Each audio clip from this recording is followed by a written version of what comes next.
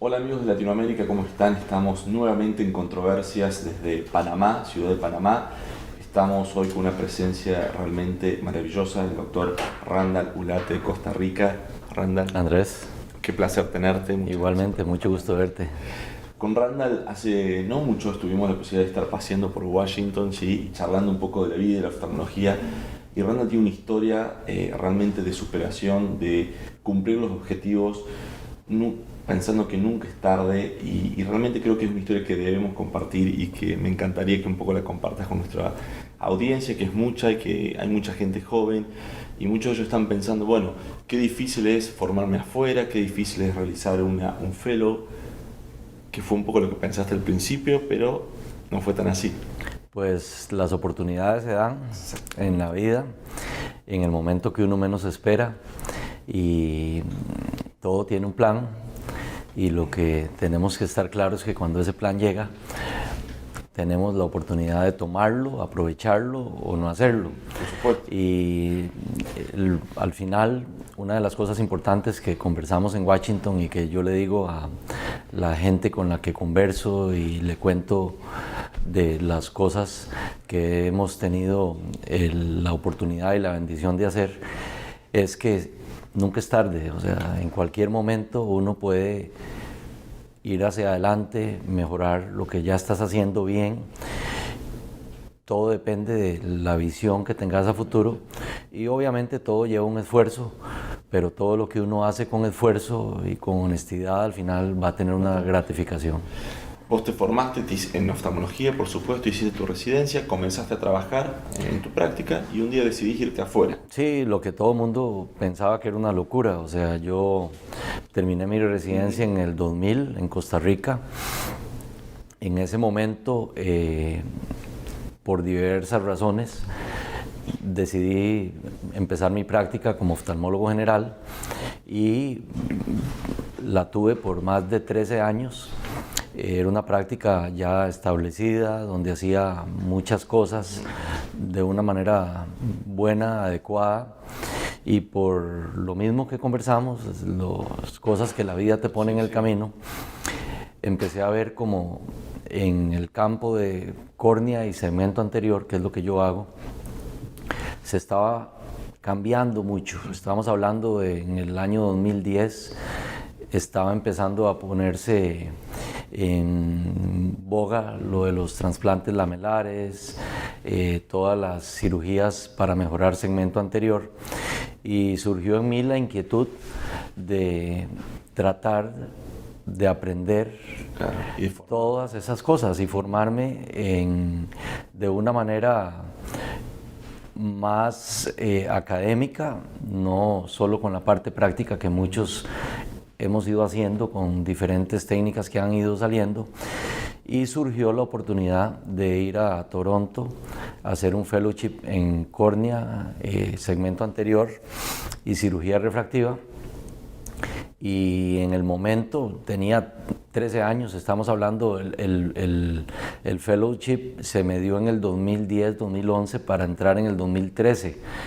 Eran varias cosas que recuerdo muchos compañeros de trabajo, compañeros de la clínica que trabajaban, diciendo que era una locura lo que yo estaba haciendo. dejar todo lo que habías construido por Todo. 13 años en busca de este sueño. Claro, y además nosotros en Latinoamérica a los 40 años, que era la edad que yo tenía en ese momento, ya sos una persona No es época para madura. esa época, entre comillas, ¿no? O sea, Eso es lo que pensamos, o sea, exactamente. pero más adelante te voy a decir porque yo fui uno de los sorprendidos cuando llegué a Canadá y la mayoría de fellows, yo era el más viejo de todos, Claro. pero no era mucho la distancia, habían fellows de 37, 38 años, porque la manera en que ellos se forman es más larga. Ellos, entre su escuela de medicina, la residencia, el fellow en Norteamérica, hace que generalmente vayan terminando la residencia después de los 30 años. Mientras que nosotros en Latinoamérica, entre los 25, 26, hay una gran cantidad de gente que está terminando.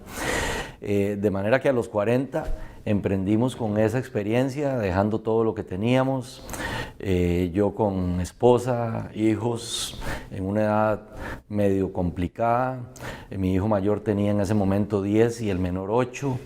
Abandonar todo, dejar trabajo, clínica y ir a una aventura que resultó ser una de las mejores experiencias que he tenido.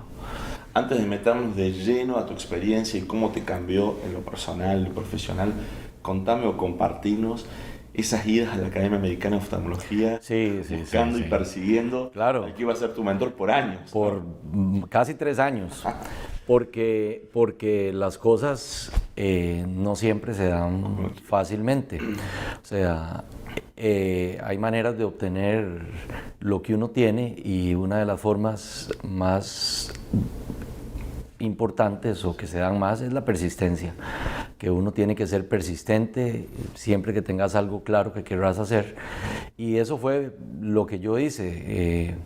Busqué a las personas que quería que fueran mis profesores, y durante muchas academias, durante muchos ASCAR, me presentaba, les decía que yo estaba haciendo, el trabajo que yo hacía en mi país y la necesidad de que alguien de mi entorno pudiera recibir la educación y la formación que ellos ofrecían, porque afortunadamente University of Toronto recibe muchos fellows extranjeros. Más de la mitad de los fellows que se forman allá son extranjeros, y creo que de tanto insistir, en algún momento dijeron: ya este tipo, ya quitémoslo de encima.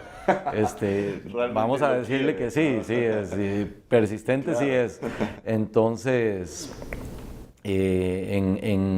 recuerdo en enero del 2011, recuerdo estar de vacaciones con mi familia en la playa y recibir un correo de quien llegaría a ser uno de mis mentores, el doctor Alan Slomovic, diciéndome que una de las posiciones del fellowship se me había ofrecido, nada más que había un pequeño inconveniente en ese momento, que era que cuando yo apliqué el fellowship era de 1 año.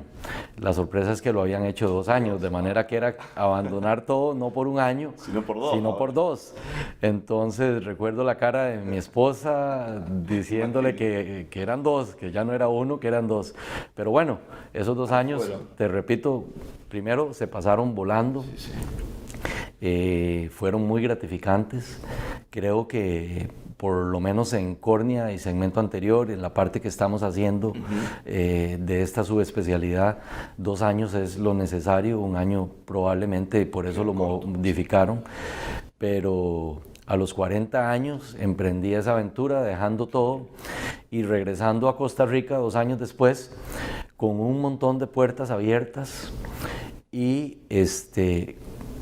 con un trabajo maravilloso, porque tengo ahora un trabajo en el sector público, en la parte privada, haciendo básicamente solo lo que aprendí en mi subespecialidad, además involucrado en la formación de residentes, muy gratificante. O sea que fue una experiencia realmente de ganancia. Y que cambió no solamente lo personal, obviamente, porque por todo lo que implica, sino también cambió tu carrera en lo profesional. Completamente, ¿verdad? Completamente. Porque primero me permite ofrecer a los pacientes algunas cosas que en Costa Rica no se estaban ofreciendo.